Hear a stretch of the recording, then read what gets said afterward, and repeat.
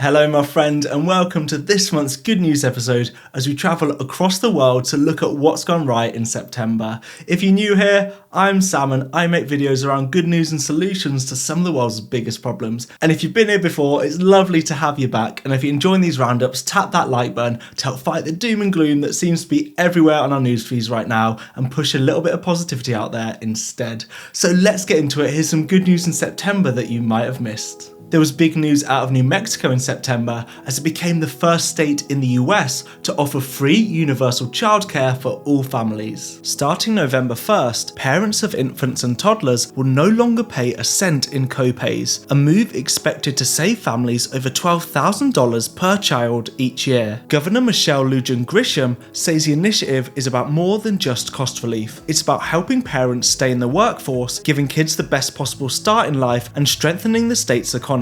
Experts say New Mexico is showing the rest of country what's possible when you put families first and invest early in children's futures. To make it all work, the state is boosting support for childcare providers, raising wages, and launching a $12.7 million loan fund to help build and improve facilities. They're also targeting growth to focus on care for infants, toddlers, low-income families, and children with special needs. And while some critics question offering free care to higher-income families, New Mexico is setting a bold example that could be a powerful blueprint for universal childcare across the US. Now we head from New Mexico to hear about a roaring success. Mexico's Jaguar population has jumped 30% since 2010 thanks to conservation efforts that are helping the iconic big cat make a slow but hopeful comeback. A new national census counted over 5,300 jaguars across Mexico, with the Yucatan Peninsula home to the largest population. Expanded protected areas and camera tracking have made a big difference, giving jaguars more space to roam and reproduce. Since 2018 alone, their numbers have grown by 11%, but jaguars still face serious threats, from habitat loss to illegal hunting and online trafficking of their parts. Experts say it could take 30 more years of steady protection to bring them out of danger, and conservation groups are now calling for stronger safeguards and more public awareness to keep this progress going. On the subject of populations progressing,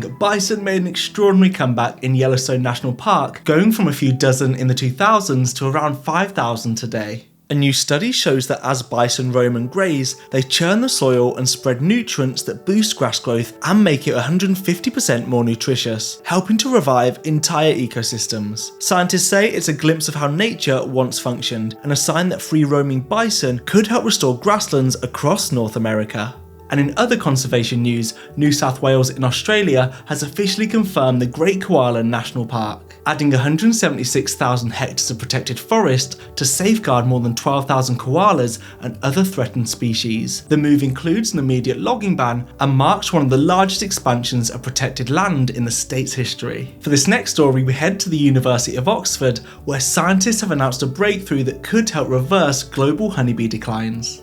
In modern industrial beekeeping, bees are often fed artificial pollen substitutes because their natural food, honey and pollen, is taken away for human consumption. These substitutes are cheap to produce, but they lack key nutrients bees need to stay healthy, and they can cause whole colonies to collapse. To help fix this, Oxford scientists created a new supplement using yeast to recreate essential compounds found in real pollen. In trials, colonies fed the enriched diet produced up to 15 times more larvae and maintained brood health for far longer. And while the focus is on honeybees, this innovation could also ease pressure on wild pollinators by reducing competition for limited floral resources too. While it's a meaningful step, real resilience means going further by restoring habitats, reducing intensive farming, and supporting wild bees, which are often even better pollinators than honeybees, and not spoken about nearly enough. Around 1 in 3 bites of food we eat depends on pollinators, so protecting them and keeping the abundance of amazing food on our plates means rethinking how we work with nature to not only help save the bees, but all our wonderful pollinators too. If you're like me and love coffee, we have so much to thank bees and other pollinators for helping to produce so much of it. And on the subject of coffee, in September I came across a cafe in London where you order coffee in a really beautiful way, so I went down to visit. This is the Dialogue Express Cafe in Stratford. It's run by deaf and hard of hearing baristas, and here you don't order your coffee by speaking, you do it using sign language. At the checkout there's a screen that teaches you British Sign Language so anyone can place an order whether you've signed before or not. I met Hakan, one of the people behind this amazing idea. I started this project 12 years ago in Turkey, in Istanbul, because I have relatives who were diagnosed with different disabilities. I've been seeing them, how difficult being a disabled person, how they've been excluded from the society. I decided to create a platform where people can join, can communicate with them. That's how we can maybe break down the barriers between hearing and deaf people. And it's working, as Hakan puts it. At Dialogue Cafe, deaf people not only find a job, but also find social life, find friendships. The cafe is run in partnership with Dialogue Hub, a social enterprise that offers training, meaningful employment opportunities, and is helping to build a more inclusive society. Dialogue Hub is also behind projects like Dialogue in the Dark, where sighted people are guided by blind guides in absolute darkness, giving them a chance to experience daily environments from a completely new perspective. Back at the cafe, there are screens to guide you, posters to help, and even BSL courses you can join. They're also building communities through events, from live music to workshops for kids. They've only just started up, so if you are in London and around the East London, Stratford area, definitely go give it a visit and it'll be the most memorable coffee you've ever ordered in your life. Also, I just want to take a quick moment to thank the sponsor of this month's video, Quillbot. If you like me and sometimes get overwhelmed by work emails, Quillbot makes it much easier. They have a Chrome extension that can check your grammar, make you sound more professional, and it can even help you draft emails if you need it to.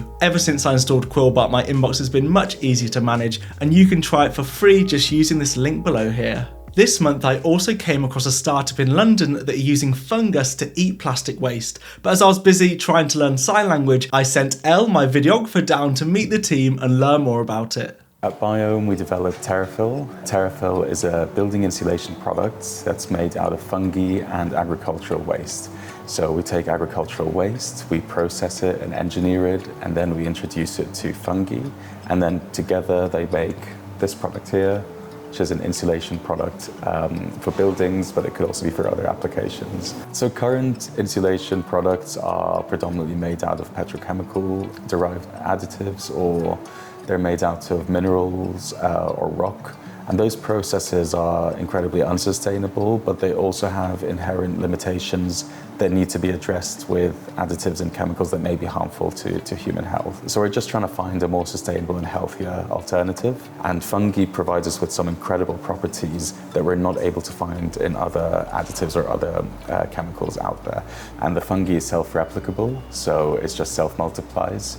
It's kind of like the gift that keeps giving, and we just keep producing it and mix it with the agricultural waste to create the product. So we're using the fungi as a way to improve the performance of the product, and then we're using the bulk of the product being made out of agricultural waste to achieve a huge carbon savings in the technology as well. We want to do more on the ground reporting moving forward, and you liking these videos and subscribing to this channel helps us do that. So if you don't mind tapping some buttons down below, that'll be super appreciated. Our next story takes us to Sweden. Over in Sweden, they're building the world's largest city made from timber. Stockholm Wood City, on the outskirts of the capital, is currently under construction, expecting to offer 2,000 new homes, a high school, and 7,000 office spaces. Wood is generally a more sustainable option than concrete or steel because it's renewable, it stores carbon instead of emitting it, and it's far less energy intensive to work with. According to a 2020 study by Aalto University and the Finnish Environment Institute, Europe could offset half their emissions from the construction industry by building with wood instead of concrete and steel in 80% of new buildings. Around 70% of Sweden is covered in woodland, and in 1903 it became the first nation in the world to require compulsory reforestation, so there's no worry of running out of building materials or excessive deforestation. In fact, they have more forests now than they did 100 years ago. And it's not just the wooden building materials that make this city sustainable. There'll be bike storage, a new subway station, rooftop gardens and solar panels, pocket parks with wildflowers, and even neighbourhood beehives to boost biodiversity. Along with new ways to create sustainable, affordable housing, one of the other big challenges we face is making clean water accessible for everyone around the world. Luckily, some of the biggest voices have come together and helped raise a bunch of money. The biggest clean water campaign in the world has raised enough money to bring safe drinking water to over 2 million people for decades to come. WaterAid's Team Water campaign partnered with over 10,000 creators, including Mark Rober and Mr. Beast, to raise more than $40 million in just 31 days through a series of live streams, community events, and local fundraisers. New projects will begin all over the world, ranging from new mains water infrastructure, gravity-fed water systems on mountainsides, wells with solar-powered pumps, desalination systems, and rainwater harvesting, bringing the most basic of human rights to the people who need it most. And more clean water developments have been made, as reported by Happy Eco News. Antigua has opened a new seawater desalination plant, which can produce 1 million imperial gallons of drinking water daily for local residents by turning seawater into safe drinking water. A second facility will launch later this year, with both plants set to supply 3 million gallons per day, securing safe water access for residents over the next 12 years. Now let's head to Canada. Fraser River, the longest river in British Columbia, Canada, is celebrating the return of an estimated 6.3 million sockeye salmon. To put that into perspective, that's over 13 times more than last year, where populations were estimated at just under 500,000. And this spike in salmon numbers is down to a few things. Firstly, big efforts from First Nations, commercial harvesters, and Fisheries and Oceans Canada helped support and build up populations and habitats over the past few years. Then there was the removal of fish farms that were responsible for problems like spreading disease to wild salmon. And after a landslide blocked the fish passage of thousands of migrating river salmon who couldn't get upstream to reproduce, First Nations and governments came together to help restore it. Fishing allocations have now been put in place to make sure the population isn't overfished, with First Nations given first priority. This next story is from a country that, to be honest, if the UK keeps going the way it's going, I definitely would like to move to. So if anyone from Costa Rica is watching and has a spare room, I'm a great housemate, and also hablo un poco español también. For now, let's visit Costa Rica virtually. These ropes are solving a big problem that's been created in forests. When roads are built through forests and trees are cut down, it takes away the ability for animals to travel across the forest canopy, especially slow-moving animals like sloths. This means they have to come down and travel across the ground, where they could be hit by a car or attacked by predators. So the Oso Conservation in Costa Rica have been creating a bunch of arboreal bridges since 2020 to help protect the amazing wildlife near the Oso Peninsula, giving them a safe way to cross these gaps. They've been working on the best ways to help animals cross, like making stronger crossings using old fishing nets or plastic mesh, and adding more ropes so monkeys can hold them with their tails for extra support. How cute is this? After just 2 months, they spotted 2 species of monkeys crossing the bridge, along with porcupines, opossums, and even a sloth. Moving on to clean energy, California's first solar-covered canal is now fully online. The pilot project, known as Project Nexus, stretches over irrigation canals in the Central Valley and is designed to generate clean electricity while reducing water loss from evaporation, a promising dual benefit in a region facing both drought and rising energy demand. By building over existing infrastructure, the project also avoids taking up valuable land, making it an alternative to large-scale solar farms that often face community pushback. And on a much bigger scale, some huge news came out of Africa, but I'm going to pass the mic to my data scientist friend Hannah Ritchie to tell you more about it. Hi Sam, it's Hannah Ritchie from Our Road in Data. Now, one of the most exciting stories I've heard recently has been published by an organisation called Ember Energy. Now, Ember Energy track a ton of metrics on the energy transition and how it's going, but the really exciting one recently comes from a dataset where they track exports of solar panels from China to the rest of the world. And what we've seen over the last year is this really rapid uptake in imports to many countries in sub-Saharan Africa. Now, many countries in sub-Saharan Africa have huge solar potential, but until now have really lacked the capital and the money to be able to buy the hardware to tap into that. And that's changing, and that's changing very quickly.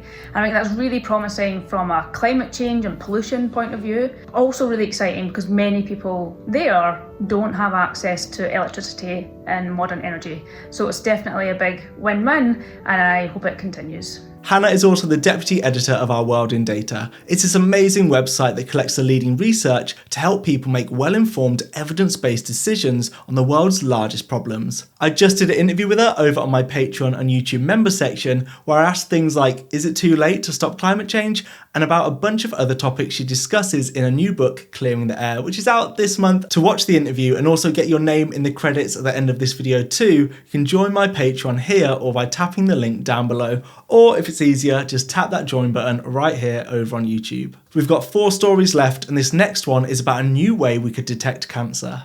Scientists in Manchester have announced a breakthrough in detecting ovarian cancer, and it's a simple new blood test that could catch the cancer early. Developed by diagnostics company AOA and trialled by scientists at the University of Manchester, the test uses machine learning to analyse 2 key sets of blood markers, proteins and lipids, that signal the presence of cancer. Unlike current methods, which often miss the disease in its early stages, this test was able to identify early stage ovarian cancer with up to 91% accuracy in a joint study involving nearly 1,000 women across the UK and the US. Right now, only 20% of women are diagnosed with ovarian cancer before it progresses to more dangerous stages, largely because early symptoms like bloating and abdominal pain can be mistaken for less serious issues. But this new test could change that. It's a major milestone, and AOA is now committed to pursuing regulatory approval across the US and Europe in the coming years, ahead of launching the test to the National Health Service in the UK. And while early detection is key, new research is showing how prevention could also play a key role, especially through what we eat. A large observational study published in the American Journal of Clinical Nutrition found that people following plant-rich diets had significantly lower risks of developing several cancers, some by as much as 45%. The study tracked nearly 80,000 people and showed that those who ate mostly plant-based foods, in particular those who followed a vegan diet, had up to a 24 lower overall cancer risk compared to those who consumed meat regularly. The strongest reductions were seen in cancers like colorectal, stomach, and lymphoma, but the data also pointed to a possible protective effect against cancers such as pancreatic and ovarian. Experts say that these findings add to a growing body of evidence linking diet and long-term health outcomes. When combined with promising innovations like the new ovarian cancer blood test, it's clear that both early detection and lifestyle changes could play a powerful role in reshaping how we tackle cancer, from prevention to treatment. Some health issues are in our hands, but some have been caused by major polluters who've polluted our land, sea and air,